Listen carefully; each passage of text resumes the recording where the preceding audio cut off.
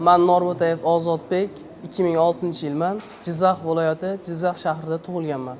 Hozirda Yunus Rajabiy nomidagi O'zbek Milliy musiqa san'at institutining 1-kurs talabasiman. Baxshichilik va dostonchilik ta'lim yo'nalishida o'qiyman.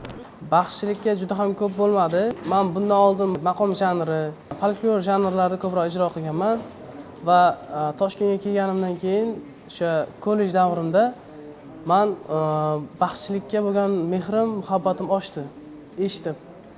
Va shu yo'nalishga topshiraman deb harakat qildim. Ustozlardan ko'p ilmlar o'rgandim va shu narsaga harakat qilib, Yunus Rajabiyda bor ekan shu fakultet.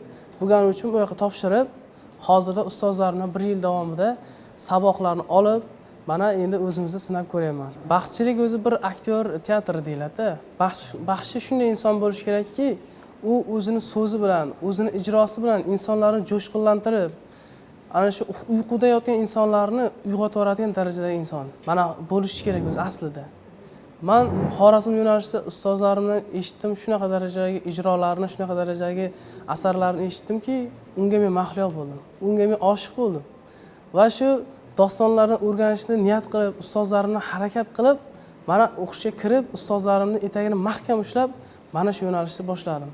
Endi xudo xolasa oxirgacha shu ustozlarimizni bergancha bilimini so'rib, ustozlardan o'rganib, yaxshi bir baxshi bo'lib yetish niyatimiz bor.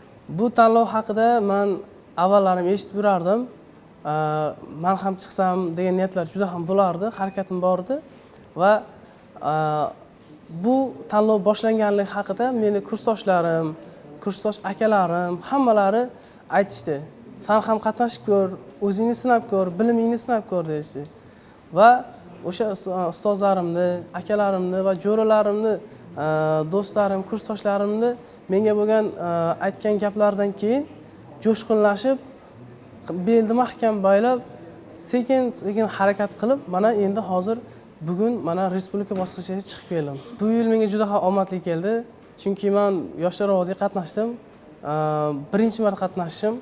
Tuman bosqichiga bordim, undan viloyat bosqichiga bordim va mana respublika bosqichiga chiqdim. Zomin tumanda bosqichi juda ham zo'r bo'ldi, ko'ngildagidek bo'ldi, juda chiroyli bo'ldi. U yoqda ham o'z ijrolarimizni ko'rsatdik, o'zimizni ko'rdik, tengdoshlarimiz bilan kerak bo'lsa battlelar qilib ko'rdik va o'zimga juda ham ko'p narsa orttirib, u yoqdan 1-o'rinni olib va viloyat bosqichiga chiqdim. Viloyat bosqichi juda ham qiyin bo'ldi desam bo'ladi. Juda ham qiyin bo'ldi. Menga o'sha tengdoshlarim juda ham ko'p chiqdi. Shu sababdan harakat qildim, vujudim bilan harakat qilib, ijrolar qilib, hakamlar hay'at a'zolariga yoqqan joyim bor ekan. Ustozlar meni respublikada ko'rishni niyat qilgan ekan. Meni 1-o'ringa beradi deb o'ylamagandim. Men yonimdagi kuchli insonlarni ko'rib, kuchli bolalarni ko'rib, men ola olmasam kerak deb o'ylagan narsa bo'ldi. Lekin ism familiyamni aytgandan keyin kerak bo'lsa ko'zda yosh kelaja bordi. Xursandchiligimdan chiqib, yugurib borib, 1-o'rinni olib, ustozlarning qo'lidan oldim. Bu men uchun juda ham katta narsa deb bildim. Respublikada jarayon juda ham zo'r.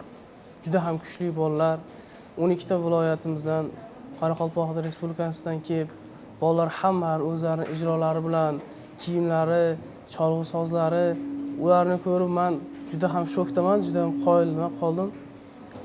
Aytadigan bo'lsam juda ham kuchli. Men Toshkent viloyatida ko'rganlarim, ko'p akalarim, kuchli san'atkorlar, kuchli sozanda yigitlar kelib, o'zlarini sinab ko'rishyapti. Men juda ham qoyil qoldim bunga. To'g'ri, pul mukofoti yoki rag'batlantirishlar juda ham zo'r.